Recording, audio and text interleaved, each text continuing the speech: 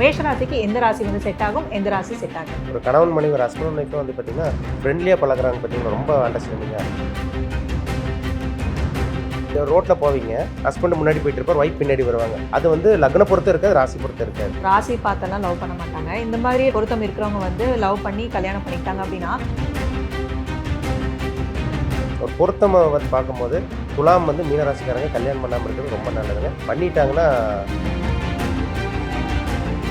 இப்போ பொருத்தம் அப்படின்னு பார்க்கும்போது இப்போ மேரேஜ் மேட்சிங்கில் வந்து ஃபஸ்ட்டு ஸ்டார்டிங் பாயிண்ட்டே வந்து நீங்கள் ராசி பொருத்தம் தான் பார்ப்பீங்களா, இல்லை வேறு ஏதாவது ஃபஸ்ட்டு பார்த்துட்டு அதுக்கப்புறம் தான் நீங்கள் ராசி பொருத்தம்குள்ளேயே வருவீங்க? அதாவது தனுசுக்கு 6 வந்து பார்த்தீங்கன்னா ரிஷபம் வந்துடும், ரிஷபத்துக்கு 8 வந்து பார்த்தீங்கன்னா தனுசு ராசி வந்துடும். இந்த 6 ராசி கல்யாணம் பண்ணாங்கன்னா விருச்சிக ராசிக்காரருக்கு கொடுத்து வச்சவங்களா தான் இருப்பாங்க. அந்த பிரிவினையே வராதுங்க. ஆஸ்ட்ரோ தமிழ் அன்பு நேயர்களுக்கு வணக்கம். நம்ம சேனலில் தொடர்ந்து பார்த்தீங்கன்னா ஜோதிடம், ஆன்மீகம், நியூமராலஜி அப்படின்னு பல இன்ட்ரெஸ்டிங்கான விஷயங்கள் வந்து பார்த்துட்ருக்கோம். ஸோ அந்த வகையில் இன்னைக்கு ஜோதிட ரீதியான விஷயங்கள் பேசுகிறதுக்காக நம்ம கூட ஆஸ்ட்ரோ மாஸ்டர் தமிழரசன் அவர்கள் இணைந்திருக்கிறாங்க. வணக்கம் சார். வணக்கம். ஸோ இன்றைக்கி நம்ம என்ன பேச போகிறோம் அப்படின்னு பார்த்தீங்கன்னா, திருமணம் அப்படின்னு ஒரு விஷயம் வரும்பொழுது இதில் வந்து நிறைய விஷயங்கள் பார்க்கணும் அப்படின்னு சொல்லுவாங்க. மெயினாக வந்து 10 பொருத்தம் இருந்தாலுமே கூட ஒரு சில விஷயங்கள் ஜாதக கட்டத்தில் அந்த கிரகங்கள் வந்து எப்படி இருக்குது அப்படின்னு சொல்லி பார்க்கணும். திருமணத்தில் வந்து எந்த பிரச்சனையும் வராமல் இருக்க என்ன மாதிரியான விஷயங்கள் இருக்குது அப்படின்னு சொல்லி டீட்டெயில்டாக பார்த்தா தான் அந்த திருமண வாழ்க்கை வந்து நல்லபடியாக நடக்கும் இல்லைங்களா? இப்படி இருக்கும் பட்சத்தில் வந்து ஒரு ராசிக்குமே வந்து இந்த ராசி வந்து சேர்த்தலாம், இந்த ராசி வந்து சேரக்கூடாது அப்படின்னு சொல்லி சொல்கிறாங்க. இது வந்து எந்த அளவுக்கு வந்து உண்மையாக இருக்குது அப்படின்னு சொல்லி இன்றைக்கி டீட்டெயிலாக வந்து பார்க்க போகிறோம். ஸோ பொதுவாக இந்த ராசி பொருத்தம் அப்படின்னா என்ன சார்? சந்திரன் ஒரு வீட்டில் இருக்கிறத நம்ம ராசின்னு சொல்கிறோம். இப்போ சந்திரன் மேஷத்துலேருந்து நம்ம மேஷ ராசின்னு சொல்கிறோம், ரிஷபத்திலிருந்து சந்திரன் ரிஷபராசின்னு நம்ம சொல்கிறோம், சரிங்களா? அதேமாதிரி லக்னம் வந்து வேறு, சரிங்களா? ராசிங்கிறது நம்மளோட உடம்பு, சரிங்களா? நம்ம மனம், நம்மளோட உடலை குறிக்கிறத நம்ம ராசின்னு சொல்கிறோம். லக்னங்கிறது வந்து பார்த்திங்கன்னா ஆன்மா, அதாவது அந்த உடம்புக்குள்ள இருக்க உயிரை தான் நம்ம லக்னம் சொல்கிறோம், சரிங்களா? இது ரெண்டு பார்த்தா தான் ஒரு சில பேர்த்துக்கு செட் ஆகுமா ஆகுதான்னு சொல்ல முடியும். பட் பேசிக்காக ஒரு சில பேர்த்துக்கு வந்து ராசி பொருத்தம் வந்து வராது, சரிங்களா? எல்லாத்துக்கும் வராது. ஒரு சில பேர்த்துக்கு வந்து கரெக்டாக மேட்ச் பண்ணி கல்யாணம் பண்ணிட்டாங்கன்னா லைஃப் வந்து ஸ்மூத்தாக போயிடும். ஆனால் ஒரு சில பேருக்கு பாருங்கள் பகை ராசியாக வரும். இப்போ மேஷத்துக்கு வந்து பார்த்திங்கன்னா மகரமோ கும்பமோ பகை ராசியாக வரும். அதேமாதிரி வந்து பார்த்திங்கன்னா கன்னி ராசி இது மாதிரிலாம் வரும். ஆனால் வந்து பார்த்திங்கன்னா பொருத்தம் வர்ற மாதிரி இருக்கும். 10க்கு 7 பொருத்தம் 8 பொருத்தம் அதுக்கு மாதிரிலாம் சொல்லுவாங்க. பட் அவங்களுக்குள்ள லைஃப் செட்டே ஆகாதுங்க. அண்டர்ஸ்டாண்டிங் இருக்காது, ஒரு பிரிவினை ஏற்படுற மாதிரி வரும். இல்லை வேறு ஒரு தேவையில்லாத ஒரு கணவன் மனைவியாக இருந்தால் வேறு தவறான தொடர்பு போகிறது, இதெல்லாம் இந்த கான்டாக்ட்ஸ் எல்லாம் வரதெல்லாம் அதுதாங்க. ஆனால் ராசி பொறுத்த நல்லா இருந்தால் தான் அந்த மியூச்சுவல் அண்டர்ஸ்டாண்டிங்கும் அவங்களுக்கு ரொம்ப நல்லாயிருக்கும்னு சொல்லுவாங்க. ஓகே. ஸோ இப்போ ஒரு ராசிக்குமே வந்து இந்த ராசி வந்து உங்களுக்கு வந்து கச்சிதமாக பொருந்தும், இந்த ராசி வந்து சேரவே கூடாது அப்படின்னு ஒரு விஷயம் இருக்கு இல்லையா? ஸோ முதல்ல வந்து மேஷராசி. ஸோ மேஷராசிக்கு எந்த ராசி வந்து செட் ஆகும், எந்த ராசி செட் ஆகாது? இப்போ மேஷங்கிறது வந்து பார்த்திங்கன்னா முதல் ராசிங்க, காலச்சக்கரத்துக்கு முதல் ராசி மேஷராசி. அதிபதி செவ்வாய், சரிங்களா? நெருப்பு ராசின்னு சொல்லுவாங்க, சரிங்களா? முதல் ராசி. இப்போ மேஷராசிக்கு வந்து பார்த்திங்கன்னா அதே அந்த நெருப்பு ராசின்னு வரும். இன்னொன்று வந்து பார்த்திங்கன்னா சிம்ம ராசி வந்துடும். இது வந்து பார்த்திங்கன்னா நல்ல ஒரு அண்டர்ஸ்டாண்டிங் இருப்பாங்க. இப்போ மேஷராசிக்காரங்க சிம்ம ராசி கல்யாணம் பண்ணாங்கன்னா ரொம்ப மியூச்சுவல் அண்டர்ஸ்டாண்டிங் பயங்கரமாக இருக்கும். அதேமாதிரி தனுசு ராசி அதே மாதிரி தான், தனுசு நெருப்பு ராசி வந்துடும் உங்களுக்கு. அப்போ குருவோட ராசி, இது செவ்வாயோட ராசி மேஷம், தனுஷ் வந்து குருவோட வீடு. அப்போ இது வந்து ரொம்ப மியூச்சுவல் அண்டர்ஸ்டாண்டிங், பயங்கர அண்டர்ஸ்டாண்டிங்காக இருப்பாங்க. ஒரு கணவன் மனைவி ஒரு ஹஸ்பண்ட் ஒய்ஃபும் வந்து பார்த்திங்கன்னா ஃப்ரெண்ட்லியாக பழகுறாங்க, பார்த்திங்களா? ரொம்ப அண்டர்ஸ்டாண்டிங்காக. இதெல்லாம் அந்த ராசி தான் அங்கே வரும். விருச்சிக ராசி செட் ஆகும். கொஞ்சம் விருச்சிகம் கொஞ்சம் அப்பப்போ கொஞ்சம் பிரச்சனை அதெல்லாம் வரும். பட் இருந்தாலும் காலையில் சண்டை பிடிச்சா மத்தியானம் சேர்ந்துக்குவாங்க. அந்த மாதிரி இதெல்லாமே மேஷத்துக்கு விருச்சகமெல்லாம் செட் ஆகும். ஸோ எந்த ராசி வந்து பொருந்தவே கூடாது? கன்னி ராசி செட்டே ஆகாதுங்க. அதாவது வந்து பார்த்திங்கன்னா மிதுனம் கூட ஓகே தான், சரிங்களா? மிதுனம் கூட அட்ஜஸ்ட் பண்ணி போயிடுவாங்க. பட் கன்னி ராசிக்காரங்களை வந்து மேஷ ராசிக்காரங்க கல்யாணம் பண்ணிட்டாங்கன்னா வாழ்க்கை நரகமாயிரும். ஏன்னா கன்னிங்கிறது வந்து பார்த்திங்கன்னா உங்களுக்கு வந்து புதனோட வீடு, செவ்வாய் மேஷம்ங்கிறது செவ்வாயோட வீடு, அது நெருப்பு வீடுங்க, சரிங்களா? இது வந்து புதனோட வீடு, உங்களுக்கு ஜென்ம பகைங்க ஆக்சுவலாக. அதாவது இப்போ நம்மளுக்கு ஒரு வீட்டுக்கு போகிறோம், ஒரு 4-5 ஃப்ரெண்டு உட்காந்துருக்காங்க, அதில் 4 பேர் நம்மளுக்கு பிடிக்காது, ஒரு 2 பேர் 3 பேர் தான் பிடிக்கும். ஒருத்தனுக்கு வந்து நம்ம இதாக இருக்கும், அவன் பார்த்திங்கன்னா நம்ம எனிமையாக இருப்பான், சரிங்களா? அதே மாதிரி தாங்க இப்போ மேஷ ராசிக்கு கன்னி ராசிக்கு வந்து ஆகவே ஆகாது.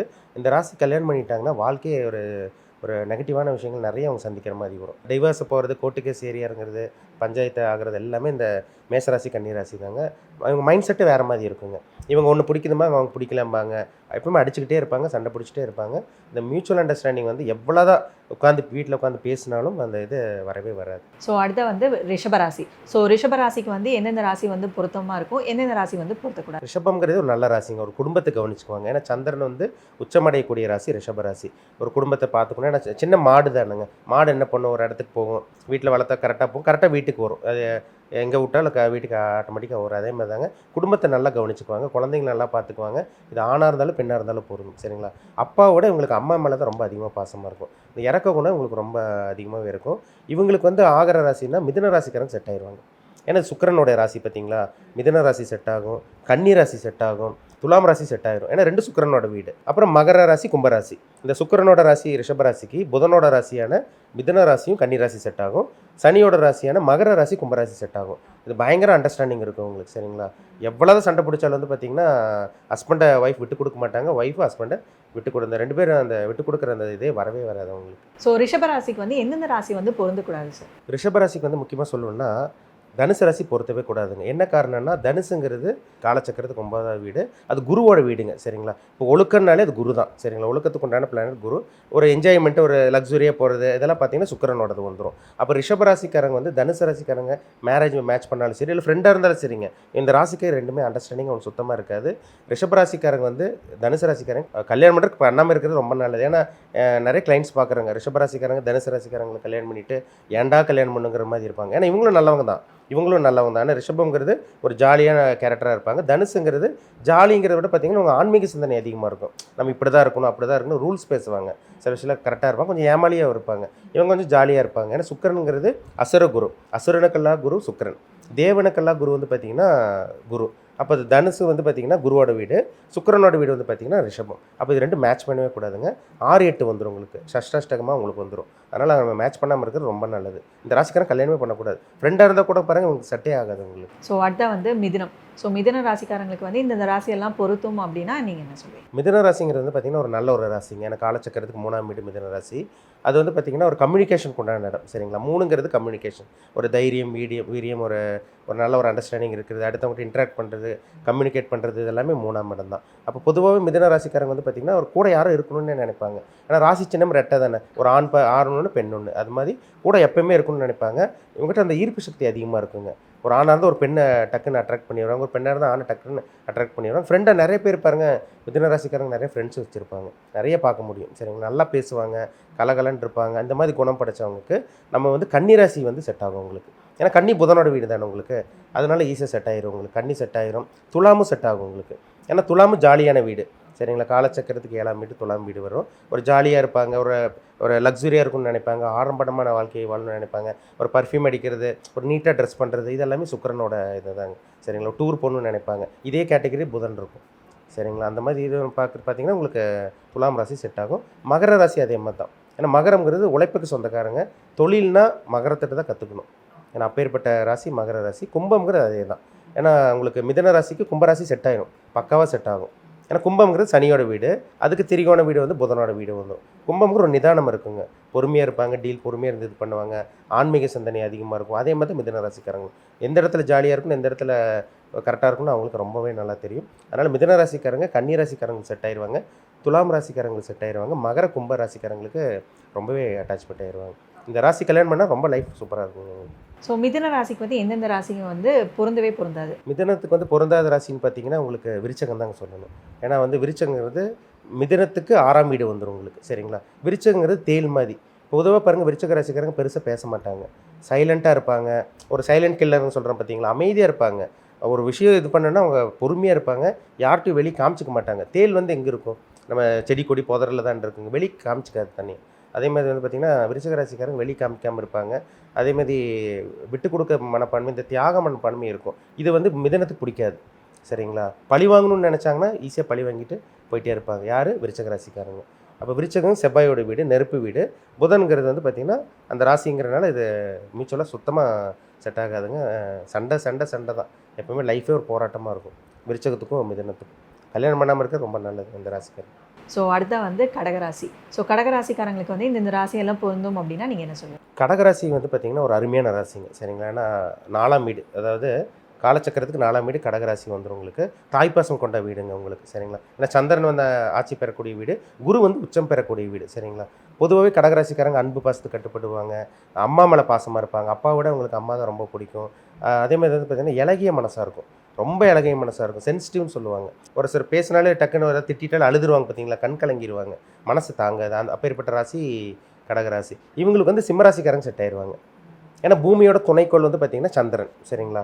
அப்போ சூரியன் வந்து எல்லாத்துக்கும் தெரியும், பிரபஞ்சத்துக்கே வெளிச்சம் கொடுக்குற கிரகம் சூரியன் தான். இப்போ நம்ம டெய்லி 2 கிரகம் தான் கண்ணில் நம்ம பார்க்க முடியும், டைரெக்டாக பார்க்க முடியும். சூரியனும் சந்திரனும் பார்க்குறோம். அப்போ இந்த சூரியனும் சந்திரன் இந்த ராசி கல்யாணம் பண்ணி வச்சுட்டாங்கன்னா அவங்க ரொம்பவே நல்லா இருப்பாங்க. அப்போ கடகராசிக்கு சிம்மராசி பக்காவாக செட் ஆயிரும் உங்களுக்கு, சரிங்களா? அதே மாதிரி விருச்சக ராசி, ஏன்னா செவ்வாய் வந்து பார்த்திங்கன்னா சந்திரனுக்கு நட்பு கிரகம். விருச்சக ராசி கொஞ்சம் கோவப்படும், டக்குன்னு கோவப்படுவாங்க, சுள்ளுன்னு விழுவாங்க. ஆனால் சந்திரன் அப்படி கிடையாதுங்க. ஆனால் அந்த மைண்ட் செட்டில் வந்து ஒரு ஈக்குவலாக பேலன்சிங் பண்ணி போயிட்டே இருப்பாங்க. இப்போது தனுசு ராசி செட் ஆகும். தனுசு ராசி வந்து குருவோட வீடு, சந்திரன் ஒரு அமைதியானது, இவங்களுக்கு நல்ல ஒரு செட் ஆகும். 6ஆம் ராசியாக வருங்க, கடகத்துக்கு 6ஆம் ராசியாக வரும். இருந்தாலும் வந்து ஒரு பக்காவாக செட் ஆயிடுவாங்க உங்களுக்கு. அதேமாதிரி மீனராசி ப்ளஸ் மேசராசி. அப்போ கடகராசிக்காரங்களுக்கு சிம்மராசி செட் ஆகும், விருச்சக ராசி செட் ஆகும், தனுசு ராசி செட் ஆகும், மீனராசி செட் ஆகும், மேஷராசி செட் ஆகும். பக்காவாக செட் ஆகும். இந்த ராசி மேரேஜ் பண்ணாங்கன்னா லைஃபே வேறு மாதிரி இருக்கும். ஓகே, ஸோ எந்தெந்த ராசி வந்து பொருந்தவே கூடாது? கடகராசிக்காரங்க வந்து பார்த்திங்கன்னா கும்பராசிக்காரங்களும் மகர ராசிக்காரங்க கல்யாணம் பண்ணாமல் இருக்கிறது ரொம்ப நல்லதுங்க. ஏன்னா கடகம்ங்கிறது சந்திரனோட வீடு, ஒளி கிரகம். சனிங்கிறது இருட்டு, செட் ஆகுது இல்லை உங்களுக்கு. ஒரு ஒளி கிரகத்துக்கு இருள் வந்து செட் ஆகாது. இவங்கள பார்த்தா அவங்களுக்கு பிடிக்காது, அவங்கள பார்த்தா இவங்களுக்கு பிடிக்காது. அப்போ கடகத்துக்கு வந்து மகர ராசி கும்பராசியும் கல்யாணம் பண்ணாமல் இருக்கிறது ரொம்ப நல்லதுங்க. கல்யாணம் பண்ணிட்டாங்கன்னா வாழ்க்கையே போராட்டம் தாங்க.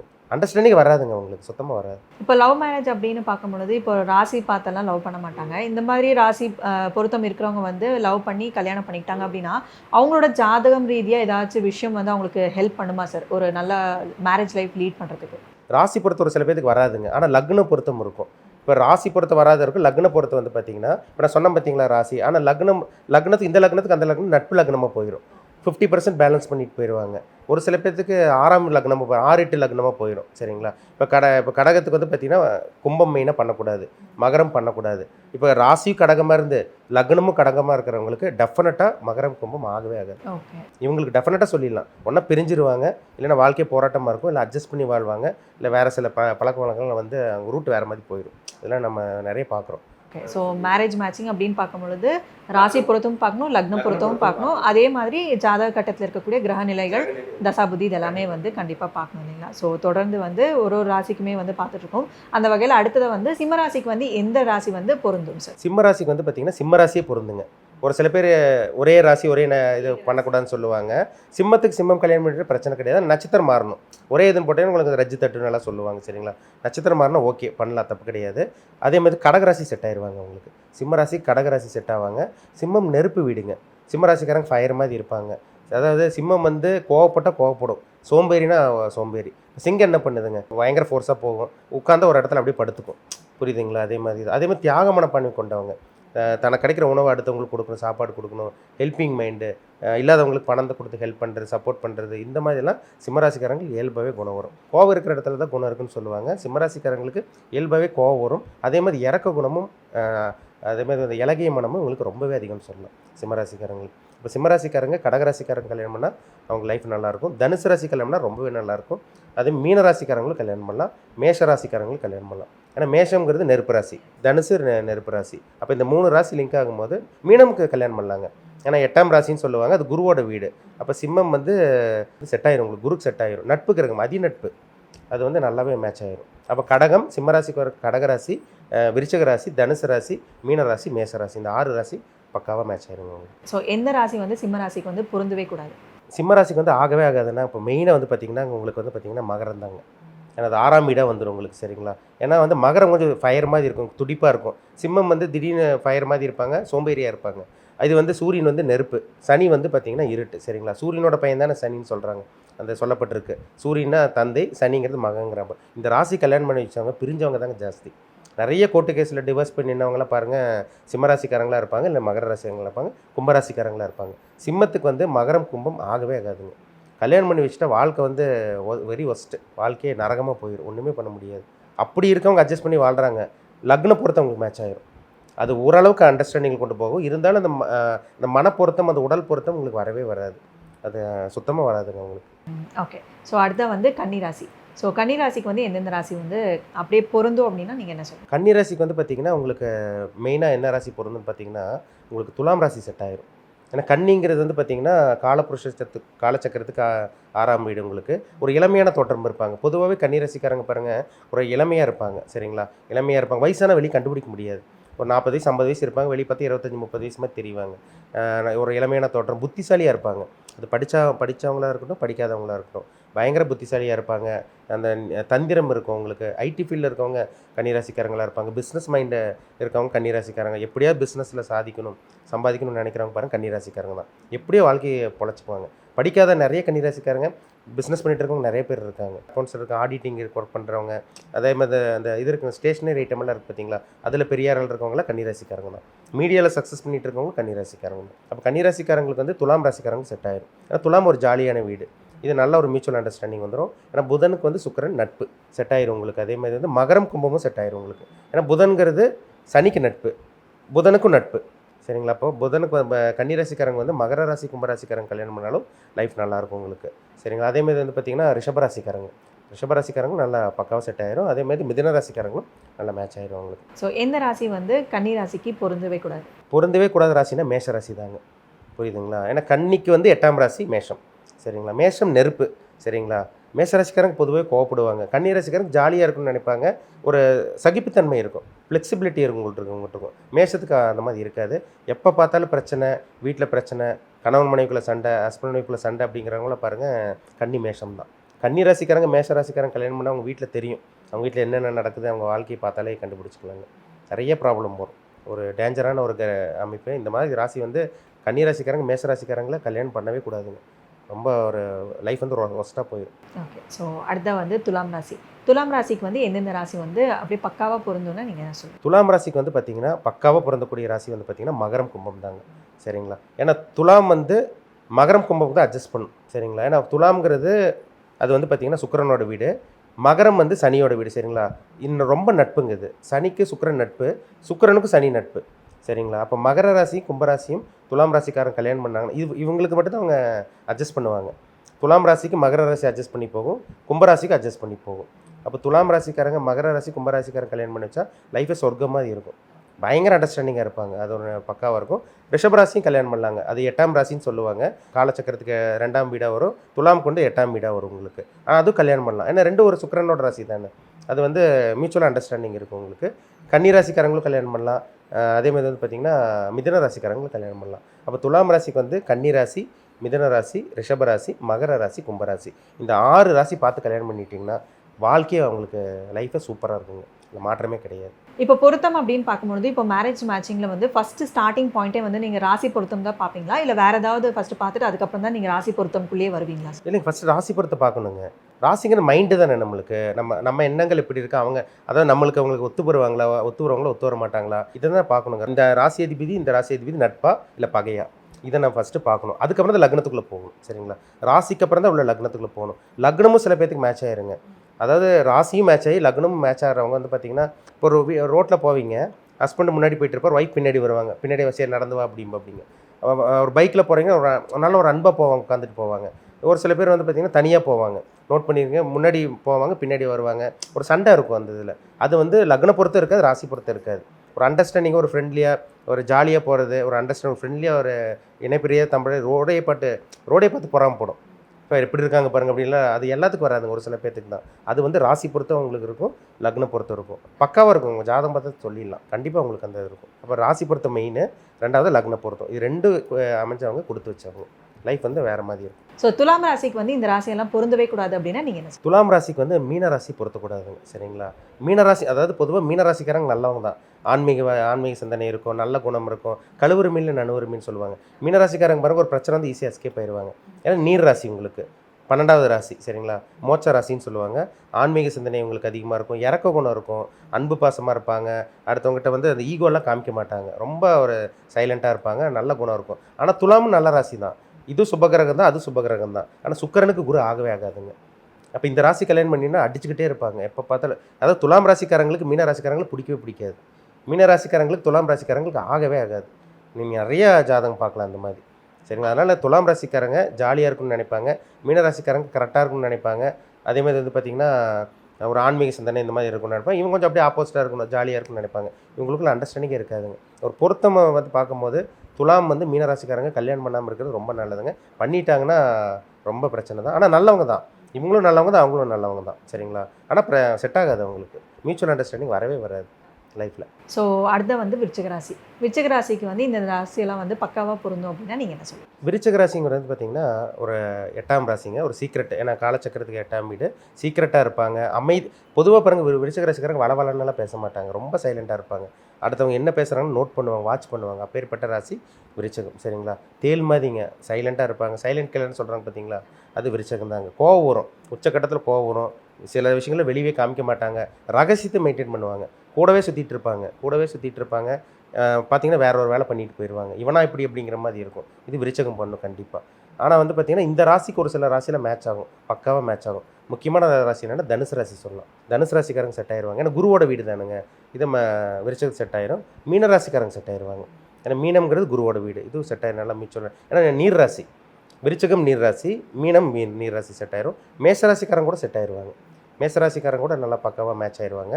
அதேமாதிரி வந்து பார்த்திங்கன்னா கடகராசி சிம்மராசி அண்டர்ஸ்டாண்டிங் இருக்கும். ஏன்னா சூரியன் சந்திரன் செவ்வாயில் நட்பு, சரிங்களா? மெயினாக அந்த ராசி பார்க்கணுங்க. செவ்வாய்க்கு யார் நட்பு? சூரியன் நட்பு, சந்திரன் நட்பு, செவ்வாய் உங்களுக்கு அது மேஷமே வந்துடும் உங்களுக்கு. இந்த ராசி கல்யாணம் பண்ணால் அப்புறம் குரு உங்களுக்கு. குருவோட ராசி தனுசும் மீனமும் கல்யாணம் பண்ணலாம். செவ்வாயோட ராசி மேஷம், அது விருச்சகம் கல்யாணம் பண்ணால் மேஷமும் கல்யாணம் பண்ணலாம்.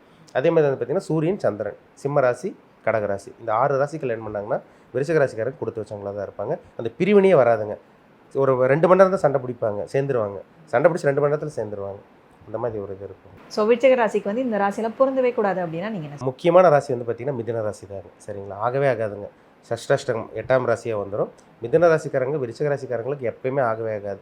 நீங்கள் நிறைய பாருங்கள், விருச்சிக ராசிக்காரங்க மிதுன ராசிக்காரங்க கல்யாணம் பண்ணிவிட்டு வாழ்க்கையை படாதபாடு பட்டுருவாங்க. ஏன்னா மிதுனம் வந்து பார்த்திங்கன்னா ஒரு 2 in 1 அட்ஜஸ்ட் பண்ணி போயிடும். விருச்சிகம் அப்படி கிடையாதுங்க, அப்படியே பழி வாங்குற குணம் இருக்கும். இவங்களுக்குள்ள ஆகவே ஆகாது, எப்போ பார்த்தாலும் பிரச்சனை. நிறைய நான் பார்த்துருக்கேங்க, நான் கிளைண்ட்ஸை நிறைய பார்த்துருக்கேன். கல்யாணம் பண்ணி வச்சு ஒரு 6 மாதம் 1 வருஷத்துக்குள்ளேலாம் பிரிஞ்சவங்க இருக்காங்க. ஒரு சில பேர் கல்யாணம் பண்ணியிருக்காங்க, விருச்சிகமும் மிதுனமும்.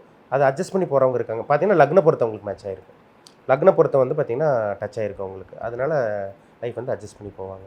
ஸோ அடுத்த வந்து தனுசு ராசி. தனுசு ராசிக்கு வந்து இந்த ராசியெல்லாம் வந்து பக்காவாக பொருந்தும் அப்படின்னா நீங்கள் என்ன சொல்லுவீங்க? தனுசுங்கிறது ஒரு அருமையான ராசிங்க, காலச்சக்கரத்துக்கு 9ஆம் வீடு. அதாவது ஒருத்தர் தானம் தர்மம் பண்ணணும் அப்படின்னு முன் வரக்கூடிய ராசியில் தனுசு ராசி தாங்க. ஏமாளியாக இருப்பாங்க. ஏமாளிங்கிறது தனுசு ராசிக்காரங்க இழிச்சவங்களே சொல்லலாம். ரொம்ப நல்லவங்களாக இருப்பாங்க, பொறாம குணம் இருக்காது, அடுத்தவங்க வளரணும்னு நினைப்பாங்க. தனுசு ராசிக்காரங்க அவங்க மைண்டே வந்து பார்த்திங்கன்னா ஆன்மீக சிந்தனை இருக்கும். அடுத்தவனை கெடுக்கணும்னு நினைக்க மாட்டாங்க, அடுத்தவனை வளர்த்தி வரது தான் பார்ப்பாங்க. தனுசு ராசிக்காரங்க கூட பழகினவங்க அடுத்தவங்க இவங்களை வச்சு யூஸ் பண்ணி ஏணி படிக்கட்டு மாதிரி ஏறி போயிட்டே இருப்பாங்க. இவங்க அப்படியே தான் இருப்பாங்க. ஆனால் இவங்களுக்கு தெரியும் நம்ம ஏமாளிதான் அப்படின்னு தெரியும். ஒரு அருமையான ராசிங்க. இந்த அன்பு பாசம் காமிக்கிறது, ஒரு இறக்கப்படுறது, அடுத்தவங்களுக்கு தனக்கு இல்லைன்னா அடுத்தவங்களுக்கு கொடுத்து உதவி பண்ணுவாங்க. அப்பேற்பட்ட ராசி தனுசு ராசி. அப்போ தனுசு ராசிக்காரங்க வந்து பார்த்திங்கன்னா மீன ராசிக்காரங்க கல்யாணம் பண்ணால் சூப்பராக இருக்கும். உங்களுக்கு தனுசுக்கு மீனம் வந்து குருவோட வீடு, சேம் ஒரே ராசி அதிபதியாக வந்துடுவார், உங்களுக்கு மேட்ச் ஆயிரும். மேச ராசிக்காரங்க செட் ஆயிடுவாங்க. மேச ராசிக்காரங்க தனுசு ராசிக்காரங்க கொஞ்சம் அடங்கி போவாங்க, சரிங்களா? ரெண்டுமே நெருப்பு ராசி தான். செவ்வாய் கொஞ்சம் ஃபயராக இருக்கும், தனுசு கொஞ்சம் ஃபயராக இருந்தாலும் கொஞ்சம் சாந்தமாக இருக்கும், கொஞ்சம் ஃப்ளெக்சிபிளாக இருக்கும். அப்போ தனுசு ராசிக்காரங்க மேச ராசிக்காரங்கிட்ட ஃப்ளெக்சிபிளாக போயிடுவாங்க. கடக ராசிக்காரங்க மேட்ச் ஆயிரும். 8ஆம் ராசியாக வந்தாலும் அது நட்பு ராசியாக வந்துடும். உங்களுக்கு குருச்சந்திர யோகமாக வேலை செய்யும். கடகராசிக்காரங்களும் கல்யாணம் பண்ணலாம். சிம்ம ராசிக்காரங்களும் சூப்பராக செட் ஆயிடும். தனுசு ராசிக்காரங்களுக்கு பக்காவாக மேட்ச் ஆயிரும் உங்களுக்கு. அப்போ தனுசு ராசிக்காரங்க மேஷ ராசிக்காரங்களுக்கு கல்யாணம் பண்ணலாம், மீன ராசிக்காரங்களுக்கு கல்யாணம் பண்ணலாம், சிம்ம ராசிக்காரங்களுக்கு கல்யாணம் பண்ணலாம், கடகரத்தை பண்ணலாம், விருச்சிகம் கல்யாணம் பண்ணலாம். இந்த 6 ராசி வந்து பார்த்திங்கன்னா தனுசுக்கு பக்காவாக மேட்ச் ஆகுங்க. மற்றதெல்லாம் பார்த்து தான் கல்யாணம் பண்ணணும். அதுலேயும் ஒரு சில விதிவிலக்கு இருக்குது, அது பேலன்சிங் பண்ணக்கூடிய ராசி இருக்குது. ஆனால் ஜாதகம் பார்த்து தான் மெயினாக கல்யாணம் பண்ணணும். ஸோ தனுசு ராசிக்கு வந்து இந்த ராசியெல்லாம் பொருந்தவே கூடாது அப்படின்னா நீங்கள் என்ன சொல்லுங்கள்? தனுசு ராசிக்கு ரிஷபராசி ஆகாதுங்க. ரிஷபம் வந்து சுத்தமாக செட் ஆகாது, ஏன்னா ஷஷ்டாஷ்டகம் 6, 8 சம்மந்தப்படும். அதாவது தனுசுக்கு 6 வந்து பார்த்திங்கன்னா ரிஷபம் வந்துடும், ரிஷபத்துக்கு 8 வந்து பார்த்திங்கன்னா தனுசு ராசி வந்துடும். இவங்க 2 பேரும் கல்யாணம் பண்ணி பிரிஞ்சவங்க தாங்க அதிகம். இது வந்து ரொம்ப எக்ஸ்ட்ரீம் லெவல் பாசத்தை காமிக்கும். யார்? ரிஷபம். ஏன்னா சந்திரன் உச்சமடையக்கூடிய ராசி ரிஷபம். தனுசு பாசத்தை காமிப்பாங்க, பட் இவங்களுக்குள்ள வந்து பார்த்திங்கன்னா ரொம்ப ஒரு செட் ஆகாமல், அண்டர்ஸ்டாண்டிங் இல்லாமல், ஏன்டா கல்யாணம் பண்ணோம். நல்லவங்களா 2 பேரும் நல்லவங்க தான், ரொம்ப நல்லவங்களாக இருப்பாங்க. பட் இவங்களுக்குள்ள அவங்களுக்கு எப்போயுமே ஆகவே ஆகாதுங்க. ஒரே வீட்டுக்குள்ளே இருப்பாங்க, சண்டை பிடிச்சிக்குவாங்க. ஒரே வீட்டிலேருந்து தனித்தனியாக இருக்கிறவங்களாம் நிறைய பார்த்துருக்கோம். இந்த ராசிக்காரங்களுக்கெல்லாம் நிறைய கிளைண்ட்ஸ் பார்த்துருக்கோம். ஒரே வீட்டிலேருந்து தனித்தனியாக இருக்கிறவங்க, இந்த மாதிரி நிறைய அதெல்லாம் பார்த்திங்கன்னா ஹஸ்பண்ட் ஒய்ஃப் பார்த்திங்கன்னா தனுசு ராசியும் ரிஷபராசிக்காரங்க. அது சேர்த்தவே கூடாதுங்க, ஆகவே ஆகாது. ஸோ அடுத்த வந்து மகரம். ஸோ மகர ராசிக்கு இந்த ராசியெல்லாம் பொருந்தும் அப்படின்னா நீங்கள் என்ன சொல்லுங்கள்? பொதுவாக மகர ராசி வந்து பார்த்திங்கன்னா காலச்சக்கரத்துக்கு 10ஆம் வீடு, உங்களுக்கு உழைப்புக்கு சொந்தக்காரங்க. உழைப்புக்கு சொந்தக்காரங்கனாலே இது மகரம் தாங்க, சரிங்களா? சர ராசி. உங்களுக்கு சரம்னா என்னது? வேகமாக நகரக்கூடியது, ஃபயர் மாதிரி இருப்பாங்க, ஒரு படபடப்படம் பேசுவாங்க. வெட்டொன்று துண்டுன்னு பேசிட்டு போயிட்டே இருப்பாங்க. தொழிலுக்கு முக்கியத்துவம் கொடுப்பாங்க. மகரம்ங்கிறது தொழிலுக்கு முக்கியத்துவம் கொடுப்பாங்க. வீட்டில் ஹஸ்பண்ட் அண்ட் ஒய்ஃப் இருக்காங்க, குழந்தை அதெல்லாம் ஒரு பக்கம் இருந்தாலும் வேலை தொழில் வேலை தொழில் அவங்க மைண்டில் அதே தான் ஓடும். ஏன்னா சந்திரன் எங்கே இருக்குது? மகரத்தில் இருக்குது. மகரம் என்ன முதலை, சரிங்களா? அந்த முதலை இருக்கிறதுனால பொறுமையாக இருந்ததை காரியத்தை சாதிப்பாங்க. எந்த ஒரு விஷயமா இருந்தாலும் படபடன்னு துருதுருன்னு பேசுவாங்க. பட் எந்த ஒரு விஷயமா இருந்தாலும் பொறுமையாக இருந்து காரியத்தை சாதிக்கிறவங்க மகர ராசிக்காரங்க, சரிங்களா? இவங்களுக்கு வந்து கும்பராசிக்காரங்க செட் ஆயிடுவாங்க. ஏன்னா 2 சனியோட வீடு இல்லை. கும்பம் நிதானமாக இருக்கும், இவங்க இதாக இருப்பாங்க. அப்போ வந்து மகரம் ஸ்பீடாக இருந்தாலும் கும்பம் நிதானமாக இருந்தாலும் உங்களுக்கு ஒரு அண்டர்ஸ்டாண்டிங் இருக்கும். ஏன்னா ராசி அதிபதி சனியாக வரதுனால பக்காவாக செட் ஆயிரும் உங்களுக்கு. அதேமாதிரி வந்து பார்த்திங்கன்னா உங்களுக்கு ரிஷபராசிக்காரங்க செட் ஆயிடுவாங்க. சுக்கிரனோட வீடு. சுக்கிரன்கிறது வந்து பார்த்திங்கன்னா ஒரு இன்பத்துக்கு உண்டான கிரகம், நல்ல ஒரு ஜாலியான இது. சனிங்கிறது நட்பு, சுக்கிரனுக்கு நட்பு. இது நல்லா மேட்ச் ஆயிருங்க உங்களுக்கு. கன்னிராசிக்காரங்க செட் ஆயிடுவாங்க. மிதுன ராசிக்காரங்க செட் ஆயிடுவாங்க. துலாம் ராசிக்காரங்க பக்காவாக மேட்ச் ஆயிரும், சரிங்களா? அதெல்லாம் ஒரு அருமையானது. அப்போ சனியோட ராசியான மகரம் கும்பம் செட் ஆகும், ரிஷபம் துலாம் செட் ஆகும், கன்னி மிதுனம் செட் ஆகும். யாருக்கு? மகர ராசிக்காரங்க. ஸோ மகர ராசிக்கு வந்து இந்த ராசியெல்லாம் பொருந்தவே கூடாது அப்படின்னா நீங்கள் என்ன சொல்லுங்கள்? மெயினாக சொல்ல போனால் கடகம் சிம்மம் தாங்க. ஆப்போசிட் வீடு உங்களுக்கு வரும். மகரத்துக்கு மெயினாக வந்து கடகம் சிம்மம் தான். கடகம் வந்து பார்த்திங்கன்னா அது இருள் சந்திரனாக கூட இருக்கட்டும், ஜாதகத்தில் அமாவாசையில் பிறந்திருப்பாங்க, ஒரு சில பேர் பௌர்ணமி யோகத்தில் பிறந்திருப்பாங்க. பௌர்ணமி பிறந்தவங்க நல்லா ஒளி பொருந்தி பிறந்திருக்காங்கன்னு அர்த்தம். ஒரு தேய்பிரை சந்திரன், ஒரு அர்த்த சந்திரன், இல்லை அமாவாசை நோக்கி போகக்கூடிய பஞ்சமி திதிக்கு மேலே இருக்க இதற்காக பார்த்திங்கன்னா இருள் சந்திரனாக வந்துடும் உங்களுக்கு. அப்படி இருந்தால் கூட கல்யாணம் பண்ணக்கூடாது. அப்போ கடகராசிக்காரங்க மகர ராசிக்காரங்கள் கல்யாணம் பண்ணாமல் இருக்கிற வரைக்கும் ரொம்ப நல்லது. சிம்ம வந்து பார்க்கவே கூடாதுங்க, ஜாதகத்தையும் பார்க்கக்கூடாது. லவ் பண்ணி பிரிஞ்சவங்களாம் இதுதான். சிம்ம ராசிக்காரங்களாக இருப்பாங்க, கடகராசியாக இருப்பாங்க. இவங்க வந்து பார்த்திங்கன்னா உங்களுக்கு மகரமாக இருப்பாங்க. மேட்ச் பண்ணவே கூடாது. ஸோ அடுத்தா பார்த்தீங்கன்னா கும்பராசி. ஸோ கும்பராசிக்கு வந்து இந்த ராசியெல்லாம் பொருந்தும் அப்படின்னா நீங்கள் என்ன சொல்லுங்கள்? கும்பராசிக்கு வந்து பார்த்திங்கன்னா உங்களுக்கு ரிஷபராசி செட் ஆயிரும் உங்களுக்கு. ரிஷபம் மிதுனம் செட் ஆகும், பக்காவாக செட் ஆகும்.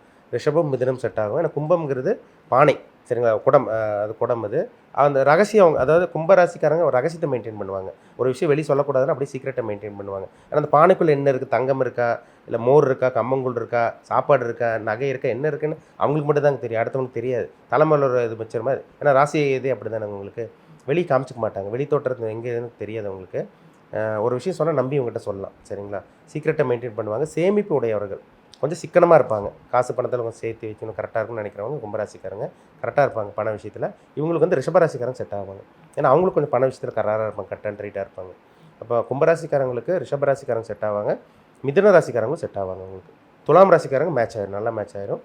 கன்னி ராசிக்காரங்களும் பக்காவாக மேட்ச் ஆகும். அதாவது சனியோட ராசியான மகரம் கும்பம் செட் ஆகும், சுக்கிரனுடைய ராசியான ரிஷபம் மற்றும் துலாம், புதனோட ராசியான கன்னி மற்றும் மிதுனம். இது பக்காவாக செட் ஆகும். இந்த 6 ராசிக்காரங்க தாராளமாக கல்யாணம் பண்ணலாம், நல்ல ஒரு அண்டர்ஸ்டாண்டிங் இருக்கும். ஸோ கும்பராசிக்கு வந்து இந்த ராசியில் வந்து செட்டே ஆகாது அப்படின்னா நீங்கள் என்ன சொல்லுங்கள்? முக்கியமாக கடகம்ங்க. கடகராசிக்கு பண்ணவே கூடாதுங்க, சரிங்களா?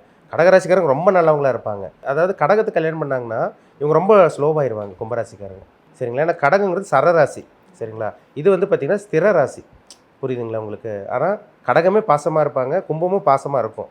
பட் இவங்க 2 பேத்துக்குள்ள வந்து மியூச்சுவல் அண்டர்ஸ்டாண்டிங் சுத்தமாக செட் ஆகாதுங்க. நிறைய பாருங்கள் கடகராசிக்காரங்க கும்பராசிக்காரங்க கல்யாணம் பண்ணி நரக வாழ்க்கை அனுபவிச்சவங்க தான் ஜாஸ்திங்க.